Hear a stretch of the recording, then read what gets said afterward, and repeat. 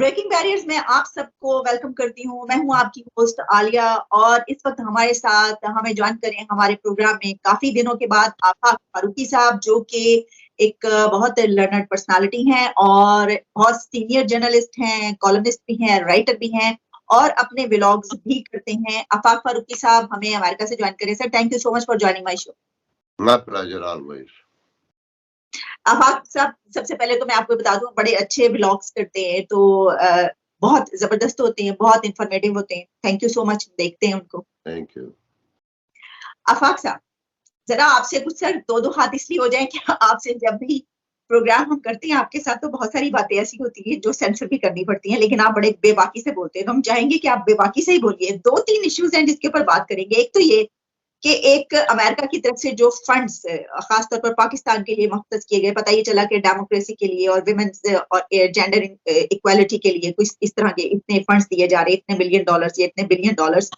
उसमें आपने एक जो बात ये बताई कि शकील आफरीदी के हवाले से कोई है कि जब तक वो नहीं किया जाएगा तब तक इतने फंड्स नहीं मिलेंगे। सर प्लीज आप इस पे जरा मुझे बताइए, ये क्या किस्सा है, रोशनी डालिए थोड़ी सी। मैं इस खबर को बहुत दिलचस्प अंदाज में आपको सुनाना चाहूंगा। 2 मिनट लगेंगे मगर आपको आपके व्यूअर्स एंजॉय करेंगे। ये 98 की 99 के बिगनिंग की बात है, जब वो नवाज शरीफ की अभी हुकूमत गई नहीं थी, उनका आखिरी बजट था, व्हाट आई रिमेंबर। तो मेरे एक कॉलम निगार थे जो हमेशा इकोनॉमी पे कॉलम लिखते थे मेरे अखबार में, और वो कभी कभी न्यूयॉर्क टाइम में भी छपते थे। अच्छा, मेरा वो बिहारी थे और मैं ये समझता हूँ कि हमारे मुल्क में जो बिहारी हैं वो सबसे ज्यादा पढ़ी लिखी कौम है। जो चंद लाख हमने या चंद हजार बंगाल से जिन्होंने हमारे लिए जानों की कुर्बानी भी दी, उन्हें लाने से इनकार कर दिया और कहा कि ना बिहारी ना खपन, और उसके बदले में 50 लाख से ज्यादा अफगानी ले लिए जिन्होंने पूरे पाकिस्तान की मार्केटें भी कब्जा कर ली, असला, ड्रग, जो हाल है आप सबको पता है। तो बहरहाल मैंने उनसे कहा कि सर, इस बजट पर, बहुत ही लर्नड आदमी है वो, अब तो मुझे नहीं पता, बहुत अरसे से राब्ते में नहीं है, अल्लाह ताला उन्हें सेहत दे। मैं उनसे कहा सर, बजट पे कॉलम लिखना है। तो कहने लगे कि भाई उस जमाने में अखबारात, नेट वगैरह इतना आम नहीं था और इतनी चीजें नहीं थी, आपको भी पता है। तो उन्होंने कहा कि भाई डॉन अखबार लाकर दे मुझे, तब मैं बजट लिखूंगा। तो मैंने कहा खैरियत, मैंने कहा जंग बाकी चीजें हैं। कहने लगे उर्दू में तो झूठ बोला जाता है पाकिस्तानी मीडिया में, और उसमें हुकूमत अपना प्रोस्पेक्टिव पेश करती है गुमराह करने के लिए, लोगों को चूना लगाने के लिए, खुशफहमी में मुब्तला रखने के लिए, मगर अंग्रेजी में झूठ नहीं बोल सकते क्योंकि वो इंटरनेशनल कम्युनिटी पकड़ लेती है। तो मेरी तो आंखें खुल गई। तो ये जो खबर आपने जिसका जिक्र किया, मैंने नहीं कहा ये जंग में छपी है, जिसका कोई सर है ना कोई पैर है। 4.3 बिलियन डॉलर, मैं सुबह से जब से ये खबर आई है मैंने इसे हर तरह हर जगह चेक किया। मैं बल्कि नाम ले देता हूँ, मैंने अभी हुसैन हक्कानी को अर्ली मॉर्निंग कॉल की, तो वो कहीं बिजी थे, मैंने उन्हें मैसेज छोड़ा, ये खबर भेजी कि मुझे इस पर आपसे फीडबैक चाहिए। तो काफी देर हो गई, जवाब नहीं आया। तो उनका फिर मैंने दोबारा कि सर मुझे यही मालूमात चाहिए, मैं हार गया हूँ, तो आप ज्यादा बड़े एक्सपर्ट हैं। तो कहने लगे भाई 4400 अमेरिकन बजट के पेपर्स आए हैं, मैं मुसलसल ढूंढ रहा हूँ, मुझे पता है ये खबर गलत है, मगर किस मुगालते की बुनियाद पे ये शाये हुई है मैं उसे तलाश करने की कोशिश कर रहा हूँ, और अभी तक तो मैं इसमें नाकाम हूँ। तो ये एक इसाक डार ने छपाई होगी खबर, उर्दू के रीडर के लिए है, अंग्रेजी में ये कहीं छपी नहीं है। तो इससे अंदाजा लगा ले ये सिर्फ हाइप देने के लिए, गुमराही फैलाने के लिए। हमारा मीडिया अगर दुरुस्त होता, और वो खासकर वो मीडिया जो एंटी एस्टेब्लिशमेंट बनता है और नोन है, अगर वो थोड़ी सी चीजों को दुरुस्त रखता तो शायद आज हम इन हालात को नहीं पहुंचते। और जहां तक वो 200 मिलियन जो डेमोक्रेसी की ग्रोह के लिए दिए जा रहे हैं, तो कल मैंने अपने प्रोग्राम में कहा कि अब अमेरिका ये बंद कर दे तो बेहतर है कि ये हमारे जागीरदारों को, वडेरों को, लुटेरों को उनके मुंह में जीरा डालता रहता है ताकि वो हमारे अवाम की ऐसी तैसी करते रहें। ये पहले 2000 में 25 मिलियन डॉलर थे, अब 200 मिलियन बज़ाहिर दिखाया जा रहा है कि 200 बहुत बड़ा बजट कर दिया गया टूवर्ड्स डेमोक्रेसी। तो 2000 में डॉलर था $44 का, अब है $250 का। तो कन्वर्ट करके उसे जब आप चेंज करके देखेंगे तो वो 25 मिलियन ही है, कोई फर्क नहीं आया है। और ये सिर्फ एक दूसरे को रिलेट करने के लिए, एक दूसरे में गुड जेस्चर के लिए इस तरह की हरकतें की जाती हैं।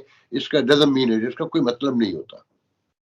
ठीक, आफाक साहब ये तो आपने बताया, लेकिन आपसे हम दरखास्त करेंगे सर, थोड़े बहुत पैसे आ रहे हैं आने थे, इसकी वजह ये है कि जो हमारे हालात वाकयात है वो ये है कि 6 बस 6 का जो फिगर है ना, वहां तक हम पहुंच गए हैं। आप समझ रहे हैं ना मैं किसकी बात कर रही हूँ, रिजर्व जो हो रहा है।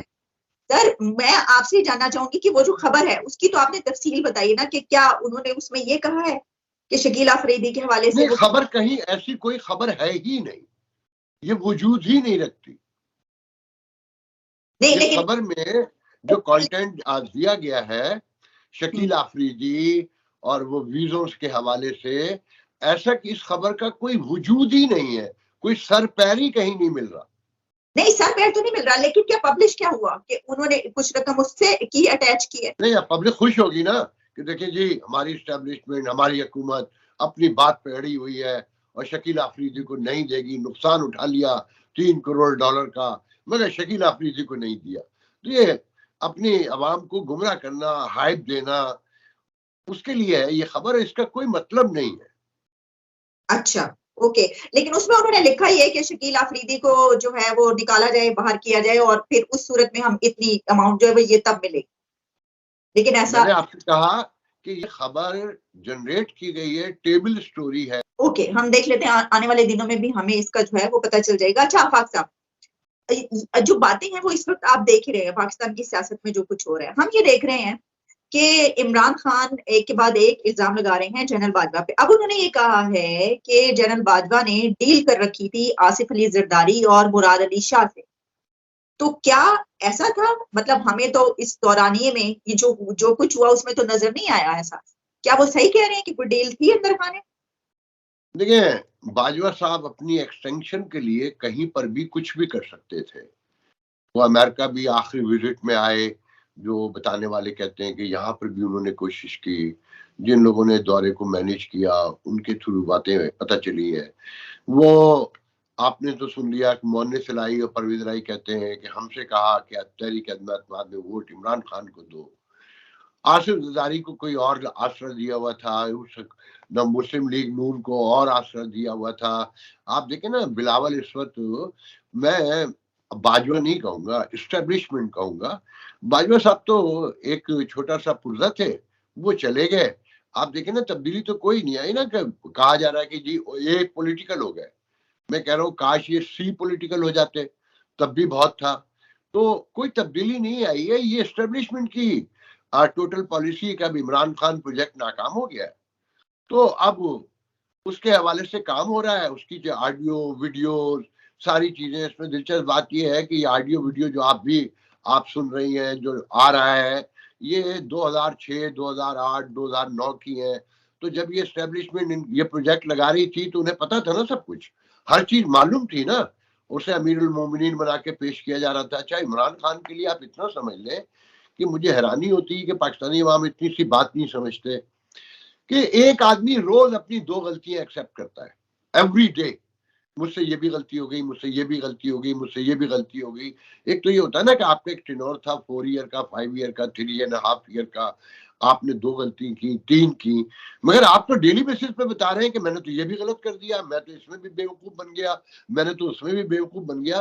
तो आप ये भी अब एक्सेप्ट कर लें कि आप में लीडरशिप क्वालिटी थी ही नहीं। आपने सारा कुछ उन्हीं के ऊपर छोड़ा हुआ था और आप सिर्फ ये कहना चाहते हैं कि देखें मैं तो इनके मुकम्मल काम आ रहा था, मैं तो किसी मामले में मदाखलत ही नहीं करता था, मैं कोने में बैठा दही खा रहा था, आपने मुझे भी भगा दिया। तो आपको और कितना बड़ा स्टूज चाहिए? अब मतलब कोई ऐसा स्टूज अब चाहिए जो सांस भी ना लेता हो। ये तो सिर्फ सांस ले रहे थे ना।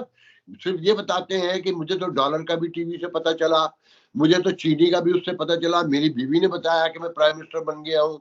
मतलब उनकी सारी चीजों का आप गिने। तो ये आदमी तो वो है ना जो कहता था कि अगर एस्टेब्लिशमेंट मुझसे अपनी बात मनवाने की कोशिश करेगी, मैं उसी दिन रिजाइन कर दूंगा, एस्टेब्लिशमेंट मेरे अंडर होगी तो मैं काम करूंगा। वो सारे उनके क्लिप्स देखें। हम तो एक डिजिटल एरा में रहते हैं ना, कि अब मैं और आप कोई बात कहते हैं तो जवाब में फौरन मेरा और आपका क्लिप दिखा दिया जाता है कि हुजूर तो ये फरमाते थे। तो हुजूर ने जितना फरमाया वो सब उसका उलट है। अब वो इल्जाम दर इल्जाम, इसकी तस्दीक तो कोई नहीं कर सकता ना, मगर जो स्पेकुलेशन है, जो बाजवा साहब का स्टाइल था, तो ये तो बहुत तवील अरसे से, कोई 3 साल से कि बाजवा साहब और आसिफ जरदारी, मतलब पीपल्स पार्टी इस्टेब्लिशमेंट एक पेज पे आ चुके थे, काम शुरू हो चुका था, एहसास हो चुका था कि सारे मामला देखें।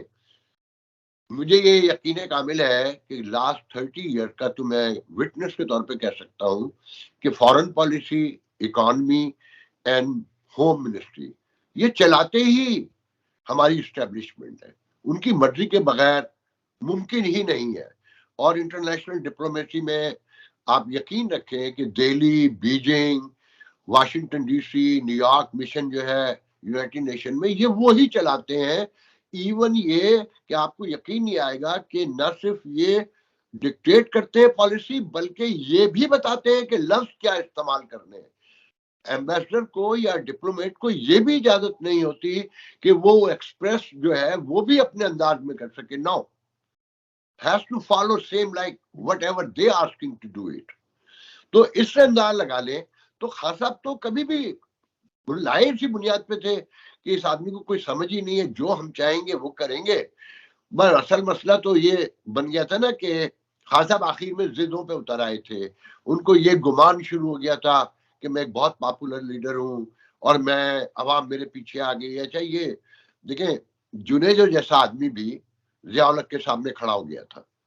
आप किसी भी स्टूज को लाइए जिसका वो पब्लिक के नाम पर लेकर आएंगे, जब वो पब्लिक में इंटरेक्ट करेगा तो उसे समझ आनी शुरू हो जाती है कि क्या सोचा था, क्या हो रहा है और क्या रिक्वायरमेंट है। तो ये लड़ाई नई नहीं है। वो लाख इल्जाम देके नवाज शरीफ इल्जाम नहीं लगाते थे क्या?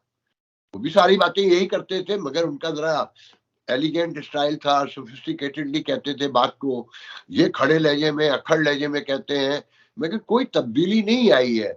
और खान साहब तो यकीन रखें, खान साहब की बातों पे सिर्फ हंसने के अलावा कुछ नहीं बचा है, मैं तो ये समझता हूँ।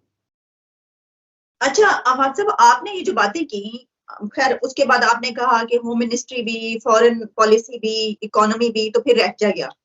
अच्छा, लेकिन इसी के साथ एक और बात भी तो है ना, कि वो तो आप ठीक कह रहे हैं कि 75 इयर्स में तो यही होता रहा, लेकिन इन 75 इयर्स में ए पॉलिटिकल होने का नारा भी नहीं लगाया गया। तो क्या आप समझते हैं अब ये कहा गया, तो हम बजाय इसके कि इसको रद्द करें, क्या आपको थोड़ी सी वो नजर आ रही है, क्योंकि इसी दौरान जो है बहुत सारी बातें ये भी चल रही हैं कि ये जो है ये पॉलिसी जो है वो पहले वाली चलेगी, या फिर ये बात भी की जा रही है कि ये जो नए आर्मी चीफ आए हैं इनकी पॉलिसी भी जनरल बाजवा वाली ही होगी, क्योंकि ये उन्हीं के बंदे हैं वगैरह वगैरह। आपको पता है कि जितने मुंह उतनी बातें। इस पे आपका क्या स्टैंड? देखिए, आर्मी का इशू समझने के लिए एक बात बहुत समझनी होगी, इदारों में फर्ज की कोई हैसियत नहीं होती, उसे कोई लीड तो कर रहा होता है, सल्तनत नहीं है।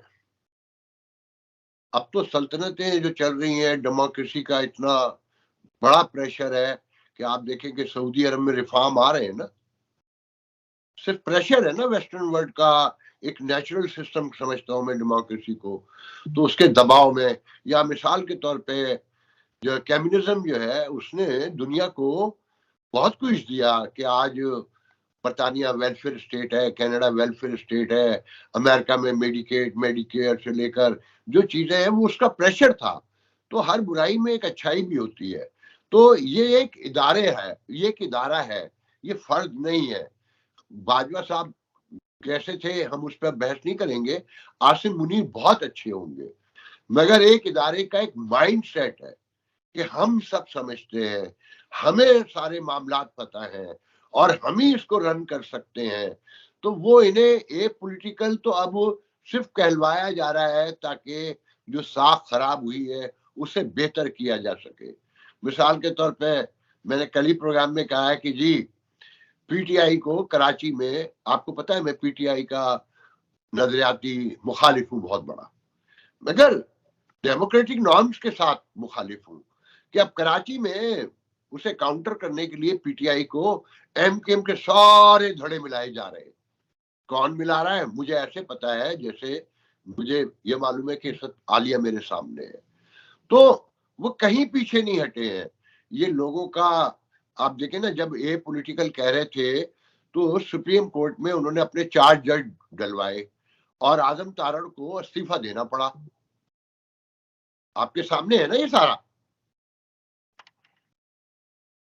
जी ठीक है। तो ये जो, हाँ, ये जो सियासत में जो मुदाखलत है, हम इसके पहले भी जो है वो मुखालिफ हैं और अभी भी रहेंगे, लेकिन मैं ये समझती हूँ कि अभी क्योंकि आए हुए बहुत ही कम दिन हुए, तो इसको परखने के लिए या इस पे देखने के लिए कि इसके ऊपर क्या 20%, 30%, 50%, कितने परसेंट जो है वो एक पॉलिटिकल होने का वो कहा गया, और क्या वाकई कुछ इसमें नजर आता है। थोड़ा सा मेरा ख्याल है कि अभी टाइम हमें देना चाहिए या देखना चाहिए खुद से कि भाई क्या। आपको देखें, वालदा एक मुहावरा सुनाती थी बचपन में, बहुत छोटा सा मुहावरा है, मगर समझ नहीं पाते थे, बड़े होके समझ में आया कि देख के एक दाने को देखकर लज्जत का पता चल जाता है। तो ये जो ऑडियो वीडियो आ रही है, ये सबसे बड़ा प्रूफ है। ये नहीं आनी चाहिए थी। लोगों की पर्सनल लाइफ में आपको घुसने की किसी ने इजाजत नहीं दी। आप आफाक साहब, जो आयला मलिक का ट्विटर अकाउंट है उस पर तो वो कह रही है हुकूमत पे इल्जाम लगा रही है, तो ये प्रूफ ना, उनके पास कोई प्रूफ है कि हुकूमत ने किया है। आयला मलिक जिसने पाकिस्तान में रहना हो, वो डायरेक्ट नाम ले सकता है क्या? फिर वो जिंदा रह सकता है? जहां 8वीं क्लास के बच्चों को भी मिसिंग पर्सन बना दिया जाता हो, ये पॉसिबल है? लोगों के बाल काट के सड़कों पे फेंक दिया जाता हो, लोगों की लाशें मिलती हो, तो वो बेचारी वो कहते हैं ना, मौलाना कौसर नियाज़ी का शेर है कि ताबके दर्द की दवा करते, मर ना जाते तो और क्या करते। तो वो क्या कहेगी? हम सारा इल्जाम हुकूमत पे ही लगाते हैं ना, और लगाना भी चाहिए कि या तो ये हुक्मरान छोड़ दें या फिर इल्जाम ले। मैं ये नवाज शरीफ बेनजीर से मेरी डायरेक्ट गुफ्तगू है कि मैं उनसे बार बार पूछा है मैंने मुख्तलिफ टाइमिंग में कि ये जो आप हुकूमत से बाहर आके इल्जाम लगाते हैं, उस वक्त क्यों नहीं लगाते? तो जवाब नहीं था, ना बीबी के पास मरहुमा के था, अल्लाह जन्नत नसीब करे, ना नवाज शरीफ के पास कभी जवाब था कि आप सारे इल्जाम कि जी वो कौमी तकाजे होते हैं और वो जरूरत होती है, मजबूरी होती है, तो भाई लानत भेज देना। तो अक्यूज बिल्कुल ठीक किया उसने, क्योंकि चीफ एग्जीक्यूटिव तो प्राइम मिनिस्टर है ना, सबको पता है चीफ बजाहिर, और इंटरनेशनल कम्युनिटी भी यही समझती है, मगर सच सबको मालूम है। ठीक, आफाक साहब, आपने मुझे पाकिस्तान में रहने देना, पहले मुझे टिकट कटाने दें, फिर उसके बाद ऐसे ही पूछना चाहूंगी कि सबसे पहले तो आपको मैरी क्रिसमस, बहुत ही जबरदस्त दिन, बहुत जबरदस्त तरीके से। Thank you so much. यहाँ पर मैं तो पूरी दुनिया में सबको मैरी क्रिसमस कहूंगी और सबके लिए दुआ करूंगी कि बड़ा अच्छा सबका गुजरे। मुझे ये करना चाहिए आफाक साहब, एक ये क्या मसला है हमारे साथ कि अगर हम मैरी क्रिसमस कहीं लिख देते हैं, कोई कह देते हैं, तो वहां पे वो एक डिबेट शुरू हो जाती है कि ये तो गुनाह कर दिया, ये क्या कह दिया। भाई, हमारे मुल्क में रहने वाले जो क्रिश्चियंस हैं वो हमारे बहन भाई हैं, हम क्यों ना उनको मुबारकबाद दें। हमारे जो हिंदू बहन भाई हैं, हम क्यों ना उनको दिवाली पे और उस पे मुबारकबाद दें, होली पे। ये क्या मसला है? और बल्कि यहाँ तक मैं देख रही थी, मुझे नहीं पता कहा या नहीं कहा, कि जनाब डॉक्टर जाकिर नाइक ने एक जगह पे ये कहा कि अगर ये कह दिया मैरी क्रिसमस तो गुनाह हो जाएगा। हम कब इससे निकलेंगे? देखें, जाकिर नाइक पे बात जाएगी तो बहुत दूर तक चली जाएगी। बात यह है कि ये जो हमारा है एक ट्रेडिशनल, मैं इसे भी कि एक वाकई के बैकग्राउंड में सुनाऊंगा तो आप एंजॉय करेंगी। मैं एक बहुत मजहबी घराने में पैदा हुआ। मैं जब बड़ा हो रहा था तो मेरी वालदा गौसे आजम के बारे में जो जिक्र करती थी, तो कभी कभी मुझे शुबा होता था, क्योंकि मैं मैच्योर नहीं था, बहुत छोटा था, तो मुझे कोई इतनी शनाख्त भी नहीं थी, शऊर नहीं था, तो मैं समझता था कि गौसे आजम जो है हुजूर सल्लल्लाहु अलैहि वसल्लम से बड़े हैं। जो मेरी वालदा की गुफ्तगू का जो इम्पैक्ट, सीधी सादी एक मरहुमा खातून थी जो उन्होंने लर्न किया था अपने बुजुर्गों से, वो अपने बच्चों में कन्वर्ट कर रही थी। तो एक तो पाकिस्तानियों को, मुसलमानों को अपने तौर पे भी कुछ पढ़ने की जरूरत है, और फिर जब हुकूमत रहमतुल आलमीन अथॉरिटी बनाए, कोई बुरी बात नहीं, बननी चाहिए, मगर फिर वहां ये भी बताए ना कि सीरत नबवी थी क्या, कि उनका यहूदियों के साथ क्या बर्ताव था और ईरानियों के साथ क्या था इस्लाम से पहले, या वेस्टर्न वर्ल्ड से उन्होंने कैसे डील किया था, उन्होंने क्या क्या मराहत दी थी। आपने तो ये कहा है ना कि यहूदियों को, क्रिश्चियंस को अगर किसी ने तकलीफ पहुंचाई तो रोजे महशर में उनका गिरबान पकड़ूंगा, आपने तो ये फरमाया है, मगर ये हम बताना ही नहीं चाहते हैं, क्योंकि मुझे फिर वो आपके लिए इशू बन जाएगा। इस रियासत को वजूद में लाया गया, देखिए ये एक बफर स्टेट है और इसको कायम रखने के लिए ये जरूरी है। अब ये कितने अरसे रहेगा ये मुझे नहीं पता, मगर इसकी और कोई बेस नहीं है। ये इसी झूठ के जरिए कायम रह सकती है। सच्चाइयों के साथ तो इसके वजूद पे ही सवाल उठना शुरू हो जाएंगे कि भाई ये जरूरत क्या पड़ी थी। अगर इस बहस में हम चले जाएं तो ये मजबूरी है, और एक ही वो है कि आप मुझ जैसे लोग एक बात पे जोर दें कि मैट्रिक कर लें, अच्छी बात है, बीए कर लेना बहुत अच्छी बात है, मगर ये एक बेसिक तरबियत होती है। एकेडमिया जो है, स्कूल कॉलेज है, ये सिर्फ आपको लफ्जों की शनाख्त सिखाते हैं, ये मानी नहीं बताते। उसके लिए आपको खुद पढ़ना होगा, खुद समझना होगा, सवाल करने होंगे, और जब तक सवाल पर आपको मारा जाता हो आप और शिद्दत से करें। जितनी शिद्दत से सवाल उठाएंगे उतनी जल्दी आपके दिमाग खुलेंगे।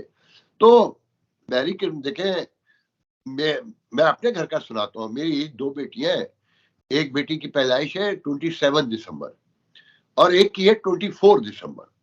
तो जो मेरी 24 की छोटी है वो 2 माह पहले से घर के अंदर क्रिसमस ट्री लगा देती है, पूरा लाइटें वाइटें ये वो। अच्छा, दूसरी तरफ वो उम्रा भी करती है, वो हज पे भी जाती है, वो रोजे भी पूरे रखती है, मगर उसका एक माइंड सेट है।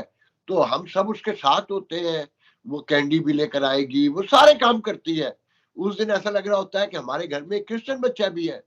तो मगर हमने कभी उसे ये एहसास नहीं दिलाया, ये नहीं कहा कि बेटा ये गलत है। क्यों गलत है भाई, हम एक माशरे में रहते हैं, वो मेन स्ट्रीम माशरा है, हमने उनके साथ जुड़ के रहना है। और हजरत ईसा मेरे भी तो पैगंबर है, मुझे उनका एहतराम भी बताया गया, उनकी वैधानियत भी समझाई गई है, उनकी सच्चाई भी। नहीं आफाक साहब, आपको लगता है कि आप डॉक्टर जाकिर नाइक से ज्यादा जीनियस हैं? मैं तो ये क्लेम तो नहीं कर सकता है, ये तो कोई जाहिर नहीं कर सकता है कि मैं किसी से ज्यादा, मैं तो बड़ा एवरेज आदमी हूँ। मगर मुझे ये पता है कि डॉक्टर नाइक कहते हैं कि जी अल्लाह भला करे, सऊदी अरब में काबा के गिर्द और मस्जिद नबवी के गिर्द कोई यहूदी नहीं आ सकता और कोई क्रिश्चियन नहीं आ सकता। कि इसलिए नहीं आ सकता कि वो तो काफर है। मगर विटिकॉन मैं जा सकता हूँ, आप जा सकते हैं। न्यूयॉर्क में, पूरे अमेरिका में, वेस्टर्न वर्ल्ड में चर्च में नमाज हो सकती है, और बीबी मरियम की तस्वीर लगी है। तो मुसलमान नमाज पढ़ने से पहले एतराज करते हैं तो पादरी आके उस पर चादर डाल देता है आपके एहतराम में। मैं तो सलूट करता हूँ उनके पेशेंस पर। आप तो घुसने नहीं देते। तो आप देखिए, इसको समझने के लिए किसी बड़ी रॉकेट साइंस की जरूरत नहीं है। आप जो बड़े तफाखुर के साथ है, आपका हाथ ऐसे है उन्हीं के सामने जिन्हें आप हिकारत से देखते हैं, जिनसे आप मुतनफिर हैं, जिनके मजहब के बारे में फजूल गुफ्तगू करते हैं, अपने आप को बढ़ा चढ़ा के पेश करते हैं, मगर आपका कटोरा 75 साल से नीचे नहीं आया। तो इससे साफ जाहिर है कि अल्लाह ताला किसके साथ है। जब तक अपने आप को तब्दील नहीं करेंगे, ये छोटा बड़ा, कम से कम खुतबे रसूल ही पढ़ ले आखिरी, वहीं समझ में आ जाएगा कि मुत्तकी कौन है। आफाक साहब, thank you so much for your precious time. बहुत दोबारा भी आपसे बात